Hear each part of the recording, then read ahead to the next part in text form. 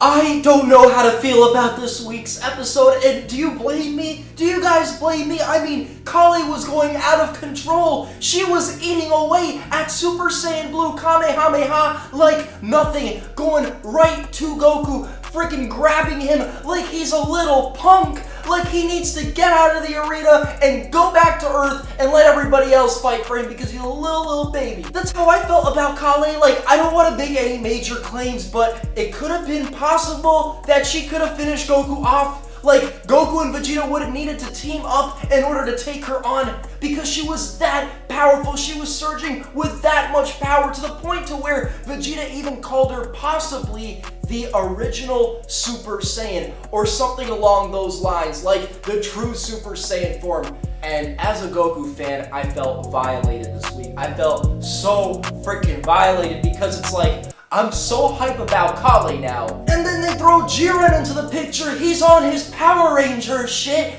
and he just explodes this bitch in the air!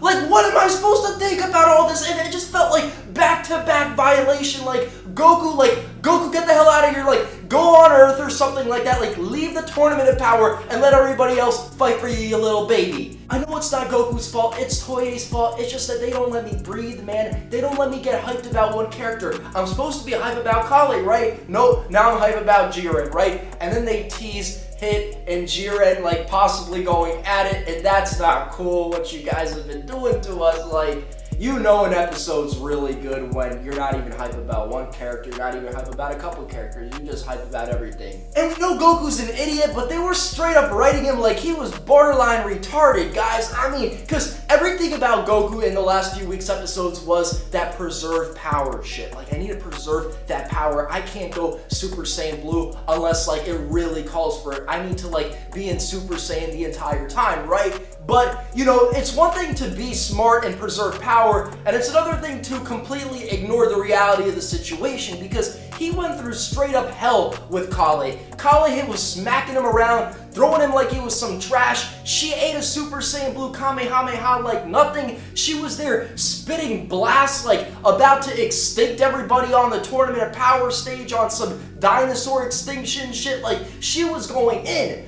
But she is no longer the problem because she was powered down. And you've got Hit there, right? Hit was ready to take on Jiren because he felt like maybe there was no other choice. He was taking his hands out of his pocket. You got Caulifla and Kale there. Kale is in her arms. But then Goku, like an idiot, gets out behind that rock. And he's just staring Jiren down. And Jiren already knows he's a problem child. So why is he gonna do that? Like, why are you going to, like, Jiren's attention is now on Hit, but Goku's gonna, like, walk out there like, hey, I'm the center of attention. What are you doing?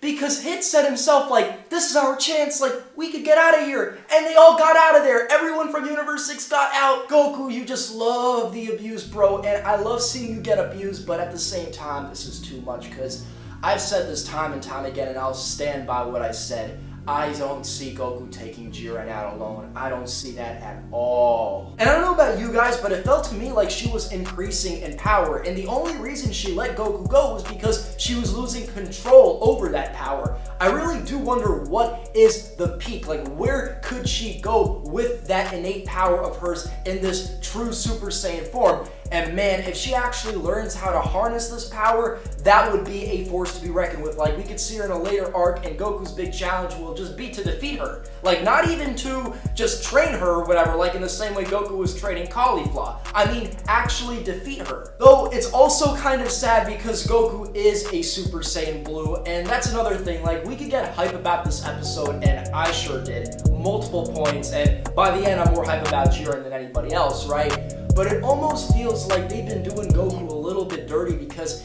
if he's going Super Saiyan Blue, then why is this girl, even in this transformation of hers, beating him up like this? You know, you could say, well, this is a transformation that we don't really know too much about, and they could give her whatever power they want because we don't really know what this is. But on the other hand, we know what Goku's transformation is, and it's some real shit. It's some god key shit. It's some, like, godly power. So why is Goku being treated as if he's Kaba? Like, Goku's not Kaba, so why are we gonna treat him like that? Even though they did try to hype up Kaba for a second and he did take out a few warriors, but by the end he was really nothing in this week's episode. They shifted focus off him completely. If they want to keep this legit with the Universe 6 Saiyans, because at this point they've blown through transformations like nothing. Even though Caulifla apparently forgot Super Saiyan 2, and I have mixed feelings about that because on one hand it's like, you know, I'm glad she forgot it because it's like now she gotta work for Super Saiyan 2.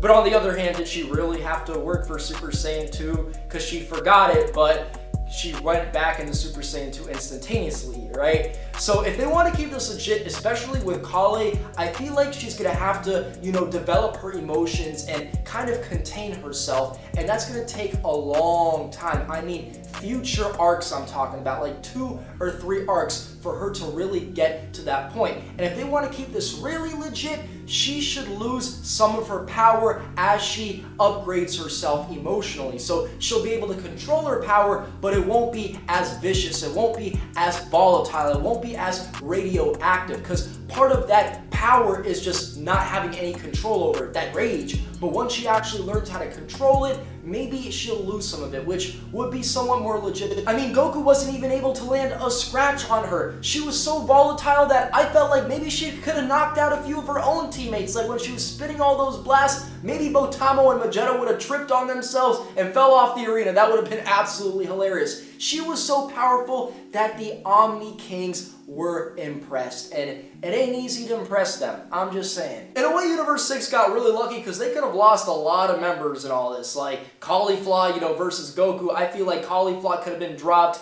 Instead, Kale goes insane, and keep in mind, she could have killed somebody, disqualifying her. Instead, Jiren sends her flying up into the air, exploding this bitch. So they got really lucky. They could have lost a lot more members than they did because they didn't really lose anybody yet. Now, there's some other parts about this episode that I liked. I like Kaba confronting Vegeta. I love Vegeta being basically bullied by Botamo and Vegeta, and I feel like he should easily be able to take those two out. And the only reason they're not taken out is because you've got Botamo covering Vegeta's ears from any insult. And in a way, even though I wasn't really happy with Caulifla asking Goku to train her, I do feel like that was over-exaggerated. Like, you know, an entire episode was going to be about that when watching this week's episode is only a little fraction, you know, Caulifla asking Goku to train her. And at the end of the day, he didn't really train her. He was more interested in fighting her. Goku told her, "You're not ready for Super Saiyan Blue," and I'm glad he told her that because if she tapped into her God Ki only to forget how to do that, I would rage, right? I would be like Kale. And we see her in that buffed up transformation that people were hyping up a week ago because that image leaked or whatever, and it was some weak shit. She traded her normal abilities, specifically her speed, for some extra power, and it was pointless, right? Like, Goku's gonna be stronger than you, and at the end of the day, it felt like some bootleg version of what Kale was doing in this week's episode, and it only lasted for like a minute or so. So I don't know, guys. I absolutely love this episode, but I just don't know who to feel hyped for because it's like every single minute they're hyping up a new character. I mean, I felt like by the end of this episode,